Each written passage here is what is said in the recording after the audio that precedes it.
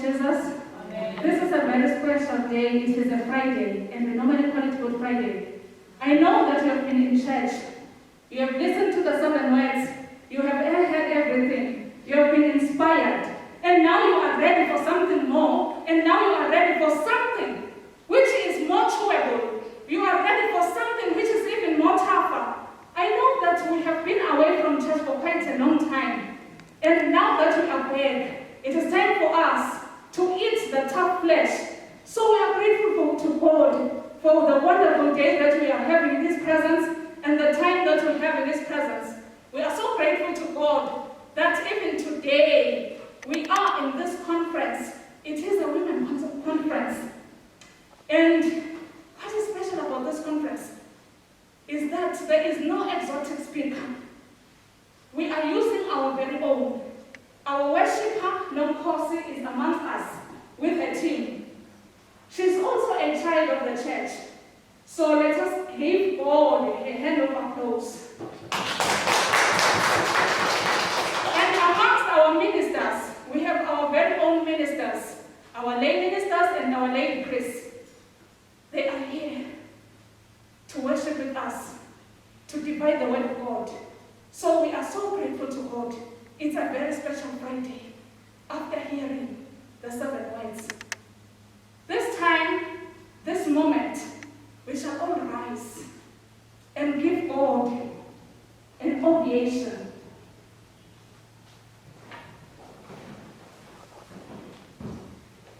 I cannot be introducing all of them, but I am saying as we are here in this cathedral, I know that the Lord is doing something in other cathedrals.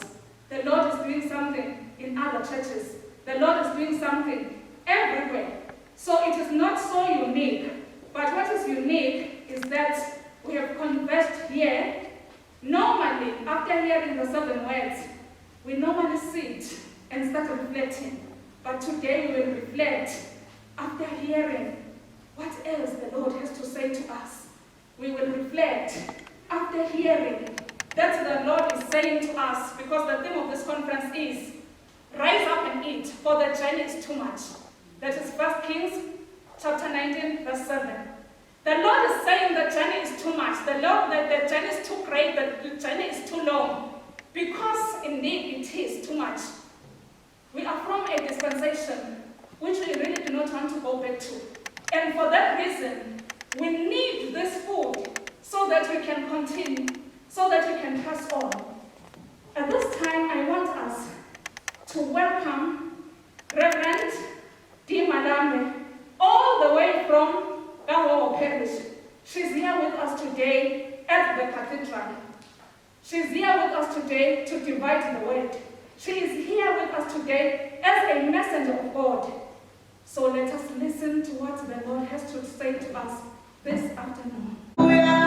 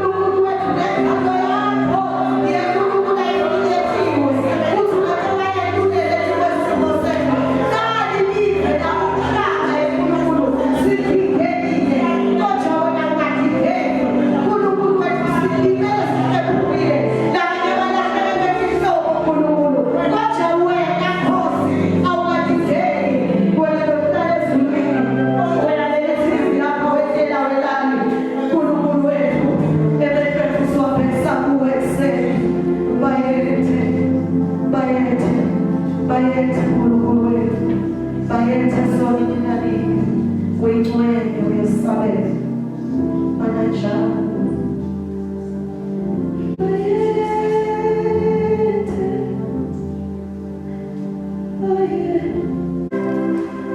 Hallelujah. Kristu inkosi. Kristu yabusa. Ume njalo kuze kube phakade naphakade. Amen. Indlalifa lezulu. Sashito mkeneni wami ngokuthi Mfundisi Malambe from Hoho Parish. Pastor Mfundisi Babel Filmoni Kunene. Amen. Ngimntwana waNkulunkulu. As a child of God, Ngahawukelwa I was saved ngegama likaJesu. by the name of Christ. Muhle Jesu. God is good. Wena wedwa. Him alone. Hlala wethembekile njalo ngezikhathi zonke. He is faithful all the time. Namuhla Today, lilanga lehlukile emalangeni onke. it's a special day Lapho sihlangene ndawonye singumndeni waKristu. where we are gathered together as a family of Christ Siconference in a conference lapho kufanele khona sivuke where we are to wake up, arise ngegama likaJesu. in the name of Jesus Christ. Bekusikhathi leside sisolo silele. It's been a long time we've been sleeping. Asikalali ukuthi bekulele ukuthi silele. We were not sleeping just because we're sleeping, But simo lebe sisilalisa. but the situation Simo lebe sisilalisa. Size silale ngegama likaJesu. Muhle Jesu. Ngezikhathi zonke. Ngathi isikhathi bazalwane. let me not waste time, brethren. Sifundo sethu sanamuhla. Today's lesson Sitholakala encwadini yamakhosi ekuqala is from the book of 1 Kings, chapter 19 verse 7. chapter 19, verse 7. Lapho sihloko sakhona lesitawukhulumela kuso sithi vuka udle ngobe lo hambo lukhulu. And the topic is arise and eat, for the journey is too great for you. Amen. Ndawusela ukuthi sifunde. Specifically it's verse 7. Ingilosi yesimakade yaphindze yabuya kwesibili yamthinta yathi vuka udle ngobe luhambo losetaluthatha ludze kakhulu. Luhambo losetaluthatha ludze kakhulu. Khuluma uNkulunkulu ukhuluma uElijah. Elijah ubonakala abesemncintiswaneni Elijah was in a race baprofeti bakaBhali. with the prophets of Baal. Uthi ngesikhathi asagijima awenda lo msebenzi waNkulunkulu As he was doing God's work, wabehlula abaprofeti bakaBhali. he conquered the prophets of Baal. Abaprofeti bakaBhali they were sure ukuthi lo Bhali wabona bamkholako nguye mbamba lokunguye. The prophets of Baal were sure that Baal was the real prophet to be worshipped. Ngenhlanhla lembi Unfortunately, bebenesphosiso. it was a mistake. Usendiwana siqala ekuqaleni lendzaba. From the beginning of the story, Kune competition kufuna kubonakale uNkulunkulu lokungiyena kufanele ukuthi akholwe.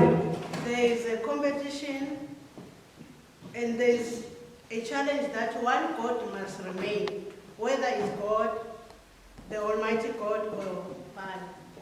Amen.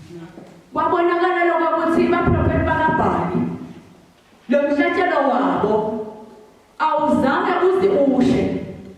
Wathi noma samemeta Elijah athi mvuseni uNkulunkulu. Lo uNkulunkulu wenu ulele mvuseni kuze kwenteke ngoba bebenta sivumelwano ngokuthi uNkulunkulu lokungiyena yena kufanele kwehle umlilo uyawudla lo mhlatshelo lebewawulungisile. Their prophet didn't respond to their prayers because it was said that the God who answers by fire will be God, and Baal proved not to be the prophet. Wase uyabonakala ke Elijah asamemeta wakhe uNkulunkulu wehla umlilo wadliwa lo mhlatshelo wadliwa umlilo lo wehla umenyetwa Elijah amemeta uNkulunkulu lophilayo uNkulunkulu lofanele samenyetwe. Amen. Then the God of Elijah appeared through fire and swallowed the sacrifice on the altar, and everyone saw that the God of Elijah is the only God who's worthy to be worshipped. Wasokhuluma livi ke Elijah uthini? Then Elijah said, Ababutho bonke laba prophet babakhe babulawe ngoba kubonakele ukuthi lo nkulunkulu wabo akusuye uNkulunkulu lofanele akhona uNkulunkulu longenawe amandla. let all the prophets come together and be killed because their God hasn't been able to convince the people that he is a God who's worthy to be worshipped. Wathuthela Ahabi Ahab was angry athutheliswa ukuthi wehlulekile lo uNkulunkulu wabo ubonakala anemandla. because their God has not been able to prove that he is the God to be worshipped. Wase usike Elijah Then Elijah said, hamba njengamanje go uhambe ufike umtshele Jezebeli ngalokho konke lokwenzekile. Go and tell Jezebel everything that has happened. Emva kwalokho wase soyagijima Elijah After that, Elijah ran. wathi sagijimile Elijah As he was running, wefika wabhaca phasi isihlahla semthanyelo. he hid under the tree. Ubhatalani Elijah? Why is he hiding? Ubhatiswa ngokuthi soyisabela impilo yakhe. Because he is fearing for his life. Ngiyakuthi usithe Jezebeli ufungile Jezebeli Because Jezebel has spoken against him. ukuthi lokho kulokwentekile kaProfeti bakaBhali kuyawenteka kuye Elijah. That Elijah will be killed like the prophets of Baal. Wasuyabaleka Elijah wayebayobhaca. Then Elijah ran and went to hide, Lobalekela impilo yakhe ukuthi wangahlafulayo. fearing for his life.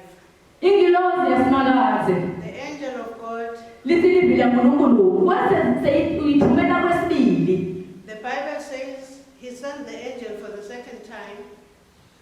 Lapho yafika yathi lengilozini The angel said, buka udle arise and eat, luhambo lotaluthatha ludze kakhulu.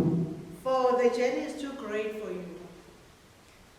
Ulele Elijah bazalwane Elijah is sleeping. akakanani ngokuthi ulele ukhathele. He is not really sleeping. Ukhathele ngesimo lekabhekene naso kaProfeti bakaBhali ngesimo lekabhekene naso ngesikhathi abalekela ngokuthi sokutawubulawa. He is sleeping because of what had happened before the message that he will be killed. Wase soyabaleka uyawubhaca ngaphasi kwesihlahla semthaneni. Then he ran away to hide. uNkulunkulu ukhona elinzaweni lonke. God is everywhere. Angeke ubhacele. You cannot hide from God. Ulele Elijah. Elijah is sleeping, Ulele ngokuthi uyesaba. fearing for his life. Usabela ngokuthi batambulala. Ubulawela ngokuthi wena kahle umsebenzi kaNkulunkulu. Because he has shown that God is the God who's worthy to be worshipped. Empilweni lesiphila kuyo bazalwane. In our daily lives, Sikhathele ngesikhathi seCovid. we are tired because of the pandemic. Namhla ivila uNkulunkulu liyasibika. Today, the word of God is calling us, Buka udle. arise and eat. iCovid itene lushintsho lokuthinte lokufanele silifunze. The pandemic has brought many changes in our lives that we must adapt to. Letinye tintfo tisicedza emandla ngoba singatijwayele. Others, they are so unfamiliar that we feel like we are being discouraged. But kufanele tisivuke But we must rise ngoba kufanele tisihambe. because there is a journey ahead of us. Tiningi-ke tintfo letikuvelele endleleni. There are many things that has happened along your way, Takuvelela waphelelwa ngemandla. and then you became tired and weary. Takucindzekela phasi. You were lithi la uNkulunkulu The word of God says, sishayana zonke. Siyamukulu. yes. Asinge phansi. Siba kulaba siniki. Hallelujah. Amen. Jesus. Sisacindezelekile bazalwane. As we are being cast down, Asivukele. we must rise up. Sivuka sibophe tinkhalo tethu ngeliqiniso. And we must tie our waist with the belt of truth. Nasibophile tinkhalo tethu ngeliqiniso sigijime. As the truth is wrapped around our waist, we must run. Yinze indlela. The journey is long ahead of us. Uyamenyedwa ke ingilosi yesimanga ithi ke ku-Elijah, vuka Elijah, The angel of the Lord said to Elijah, rise up, vuka udle. rise up and eat. Ungathi bese kude ne-appetite. It was like there was no appetite. But God, Kodwa uNkulunkulu, ngengilosi yakhe, through his angel, wayithumela ingilosi he sent an angel ngokuthi ite itomniketa ini to give him emandla. and power, strength. Uvukelani? Why rise up? Long is the journey. Yenze indlela. The steep is the climb, Umgomo ukuthi wenyuka ukhwele. but the goal will be achieved. Kodwa umgomo kufanele ukuthi ufikwe. uNkulunkulu wethu, uNkulunkulu welithuba lesibili. Our God is a God of a second chance. Usasinikile bazalwane uNkulunkulu lithuba. He has given us an opportunity Kunasi isikhathi se-COVID. in this time of the pandemic COVID-19. Regardless lokuthi besesihlede emakhaya, Akunenzaba that we were at home. kucishe konke Everything is just shut down. ngoba it was a new normal. Ngoba bese Asikakudayeli ungaye emasontweni. we are not used to not going to church. But asivukeni bazalwane. But we must rise up. Yinze indlela. The journey is long. Sivukela kuphi? Where to when we are rising up? Ngoba empilweni siseluhambeni bazalwane. Because in this life we are in a journey. Lolu hambo lesihamba kulo lunebungoni. And in this journey there are just dangerous things. Asikabhekekike ngokuthi sihlale ngaloko ukuthi kunebungoni asihlaleni cha-ke. And we are not expected to slumber or to sleep because there are these challenges along the way. Asivukeni bazalwane. We must rise up. Alivuke manje. Let the church rise up. Lesimo asikade linto sibulala. This situation is not here to kill us, But lesimo lesi sinto siniketa ini emandla. but this situation is here to empower us and to strengthen us. Sawathola kanjani manje? How are we going to get the power? Ngoba sesivele sidiniwe silele phansi. Because we are already tired and we are just down. Sililo sinye iCovid kune-Covid. And we are crying one language, COVID pandemic. Lengacishe ngema-excuses izathu nje lezo. These are excuses that we say in order not to work. Shito umhlabeleli ngalenye ilanga. A psalmist once said, Asiyukwasathiswa lutho nasihamba endleleni engozi. as we are walking in the lost journey, we shall not fear. Yinze indlela. The journey is long. Kufanele sivuke. We must rise up. Sivukelani ke bazalwane? Why are we rising up? Sivukela ukuthi sisebenze. We are rising up so as to work. Tisebenti tincane umsebenzi mkhulu. The laborers are few, but the work is wide. Sisavukile sitawujabhiseka. As we are on our toes, we will be disappointed. Kuningi lokhu asivukela. Many things will be against us. Kuningi lokhu asehlela. Many things will befall us. But long is the journey, Kodwa indlela yinze. the goal will be achieved. The goal tawufezeka. Umgomo tawufezeka. Hallelujah. Amen. Tintfo letisibambelelako. Tintfo atihambi kahle. Things are not going well. Saze salikhohlwa nelivi laNkulunkulu. We reached a stage where we even forgot about God's word. Sabuka iminanto lesibhekene nayo. And we focused on what is happening happening around us. But namuhla siyakhunjulwa ukuthi asivuke But today God is reminding us to rise up ngokuthi bese silele. because we were already sleeping. Sidlelani? Why eat? Lokudla lesikudlako The food that we eat kudla kokusiniketa emandla. is food to give us strength. Nako phela kudla kwaniketwa Elijah. Food was given to Elijah. Kuthi vuka Elijah udle. Wake up, arise and eat. Luze luhambo lutelhamba. The journey is too long ahead of you. Vuka udle. Rise and eat. Lolu hambo lolungeke ukhona uluhamba ulambile. You will not be able to take the journey empty with an empty stomach. Nguphi lokudla? Which food are we talking about? The word of God. Live la ngolonkulu. Timo tiyafika. Situations come Tilichithe tilivale livi la uNkulunkulu ungakhona ithuba lokuthi ulifunze. and make you not even to have time to read the word. Noma uthi uyalifunza awuva ukuthi kuthiwani. Even if you read the word, you don't even understand what the Lord is trying to say Ngesimo lesikhona. because of the situation around us. But kufanele ukuthi sivuke sihle. But we must rise and eat. Sivuka ngoba besilele. We are rising up because we are sleeping. Silaliswe yini? What made us to sleep? Timo letilalisile. Situations around us. Shiya tihlonga lesikhathi seCovid. Our relatives are passing away. Emakhaya asele nebantwana bodwa. Homes are headed by children. Akunamuntu lomzala. There's no one to take care. Liphele ithemba liphelile.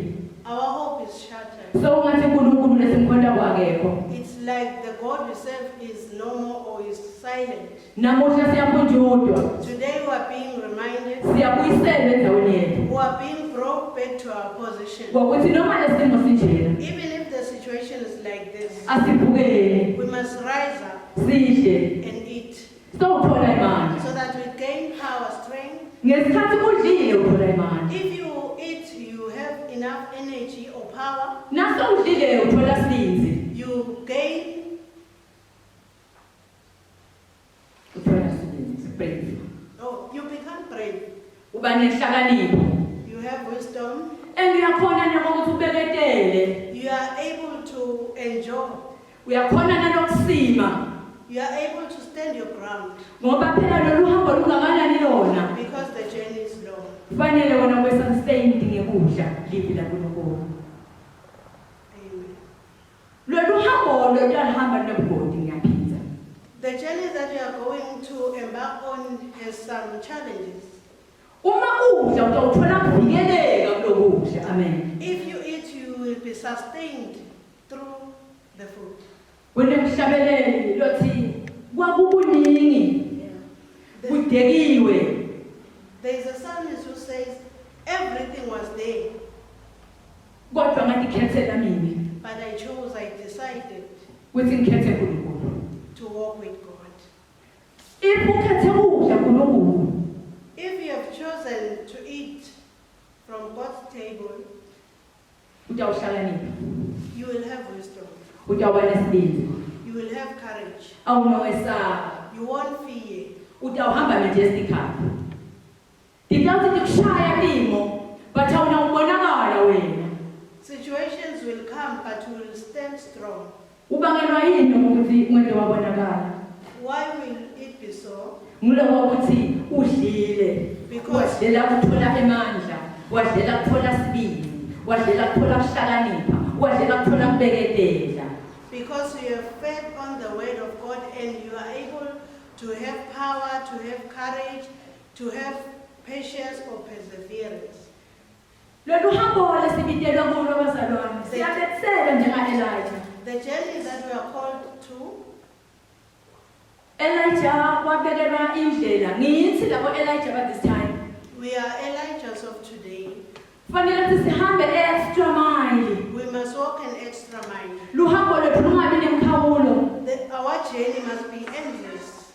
Ngoba lwaba nemkhawulo singawukhona kufika ekhaya ezulwini. Because if our journey is just short, we will not reach heaven. Uma umoya wembuso ukuvukela ungayishinza uyakho. If the spirit of the ruler rise against you, you mustn't leave your position. Sidlela We eat kokuthi so that sizoba nemandla we have strength. noma nifika letimo sikhanzakale sisimile Even if situations come, we will be firm. tivumvumu titawufika tiyifisa impilo yakho Storms will come against your life, but dlani livi lankulunkulu but feed on the word of God. you will be sustained Utawuthola emandla. tholakala usimile umntwana longaceli You will be sustained and not wavering. kuyacekwa kulamalanga bazalwane Some are wavering these days cekwa ngendlela lemanganisile in a wonderful way, in an amazing way. akusabonakali ukukholwa kwethu Our faith is just dim kubangelwa kokuthi kwathina silambile because we are also hungry. thina tifika letimo tifike tisishaye When situation comes, they overcome us phelela ngemandla and we become discouraged. phele ithemba We lose hope kulahleke konke and everything just shatters. bazalwane Brethren, akusiso isikhathi sethi silale lesi this is not time to slumber. asivukeni We must wake up. umhlaba The world, emakhaya at home, ema-communities in our abheke communities, emakholwa they are looking abukile kokuthi nasikhathi nasi emakholwa kwentekani endanjani athi at such a time, they are looking upon us as Christians. How are we going to react to the situation? What is our response to this situation? lokhu buhlungu kakhulu sesiyafanana Unfortunately, we have lost hope like them. if basibude kokuthi bafundisi makabalambe kwentekani mthini If they ask us, what are we saying? sesifanana nabo We are just like them. sibangelwa yini lokufanana nabo Why is it like that? kokuthi silambile kwathina Because we are hungry ourselves. these days Kulamalanga, kubonakele lokuthi it has been evident that bafundisi mbambambamba they need power priests or pastors, they need power, of the Holy Ghost but singamandla amoya longcwele, ukuze sizokhona ukuqinisa nabanye abanye abantu ngaphandle labazalwane so that we are able to strengthen the beloved outside. ngoba sithi sibelusi Since we are shepherds, lizulu libuke thine the heavens are depending on us. lizulu lithembe thine The heavens are trusting us. uma beta labantu bankulunkulu kithi If they come to us, beta babhekile batawufika bathole ikhambi they're expecting a solution. basichaza siyacekana nathi And they find us wavering like them. asibukeni bazalwane We sidle must rise up and eat. sidle livi Eat the word of God. uzokhuluma amagama ajesu kubafundi bakhe Jesus speak these words to his disciples. bayambuta bathi wena udlani They are asking Jesus, what is your meal? What are you eating? uthi jesu kudla kwami lokungiko Jesus said, my food kwena ithando yabantu is to do the will of God.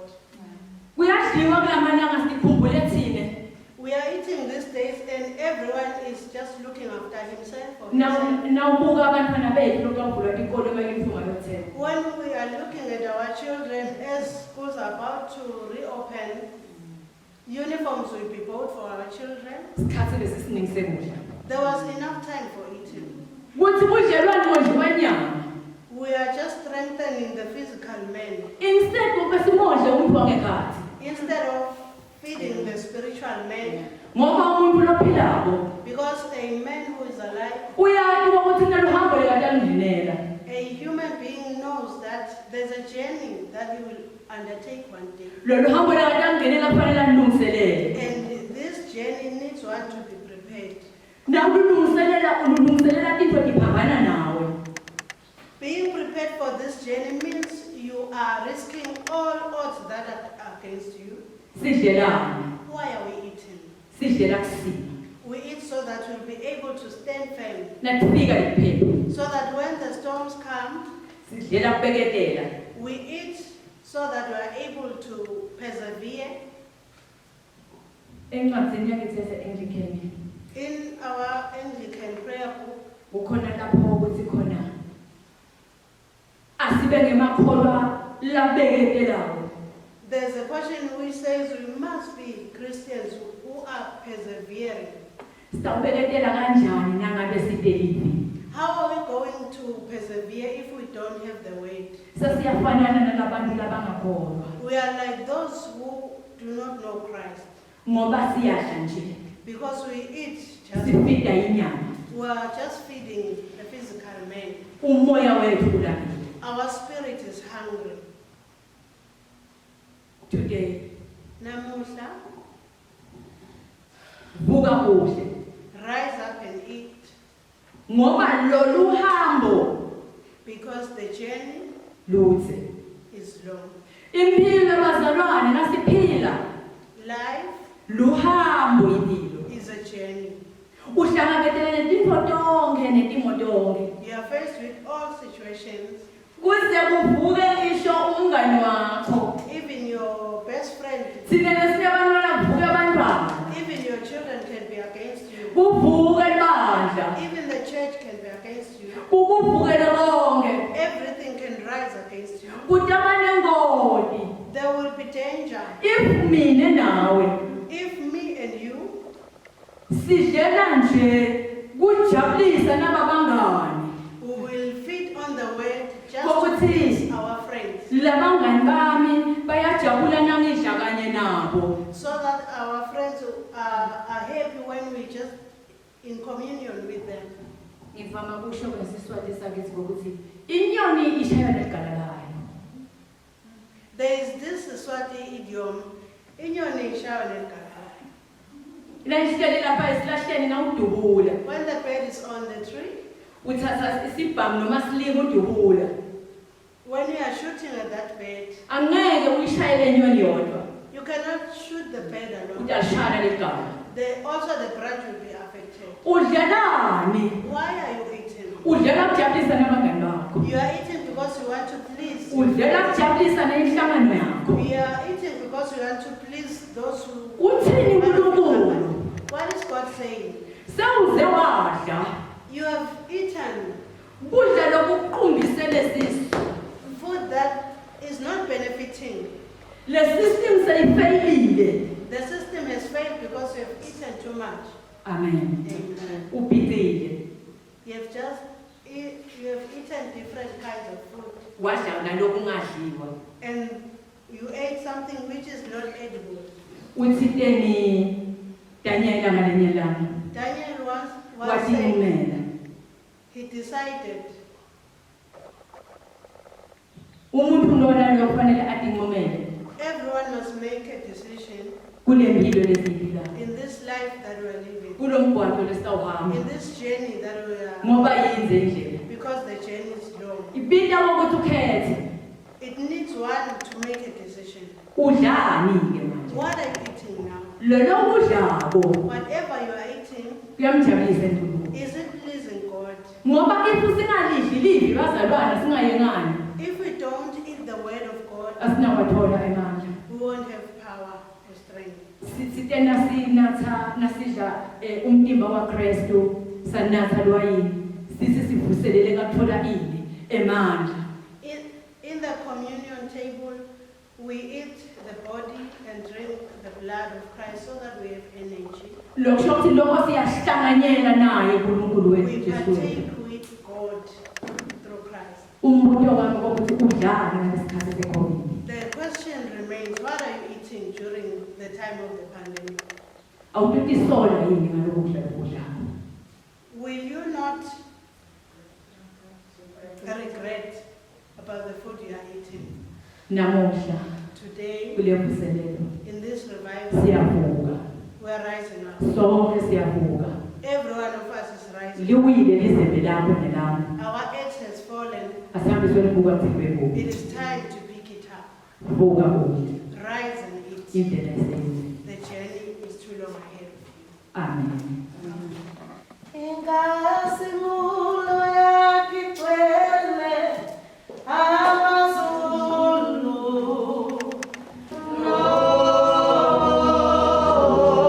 nomhlaba.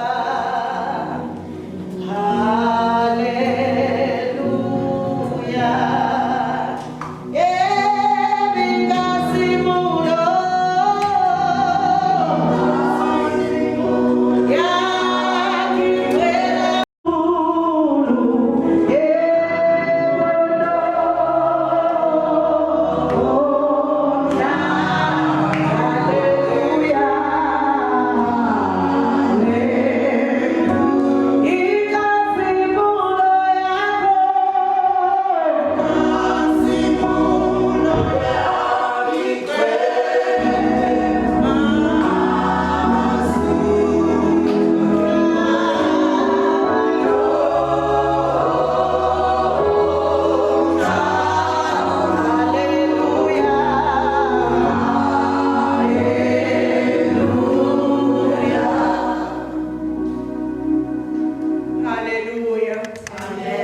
Haleluya.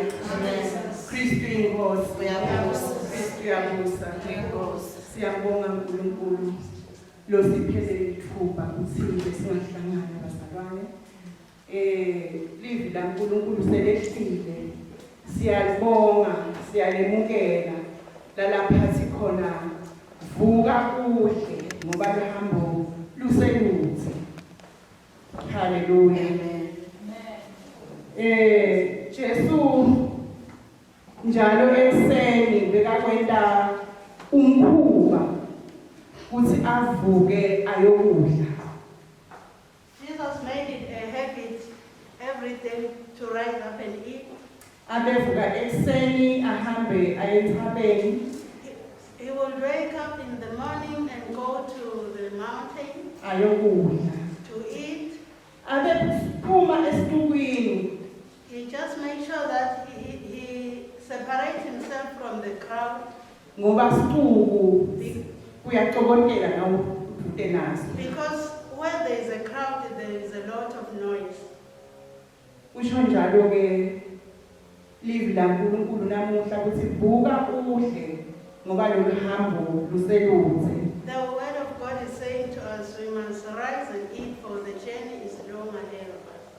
Umhlabeleli 23 uthi kunemelusi lolungile lonakekela timvu lotiholela kulamadlelo lahlaka nasemthonjeni lelungile. Psalms 23 tells us about the shepherd who cares for the sheep and leads the sheep into greener pastures and into still waters to drink.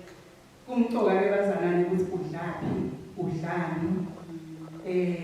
It's important where you eat and what you eat. Amen. Amen. Ngicela kuphakamisa umthandazo ukuthi sisukume sonke sithandaze sibonge ilizwi laNkulunkulu eselehlile. Emva kwaloko sasicela umfundisi Zimanze ede ngembili atoqhubeka siphe ilizwi laNkulunkulu. Amen. We will request the church to rise up and we will have a word of prayer. After the word of prayer, the Reverend Zimanze will continue with the message. Yes, Lord Jesus. Father, we worship you. Father, we magnify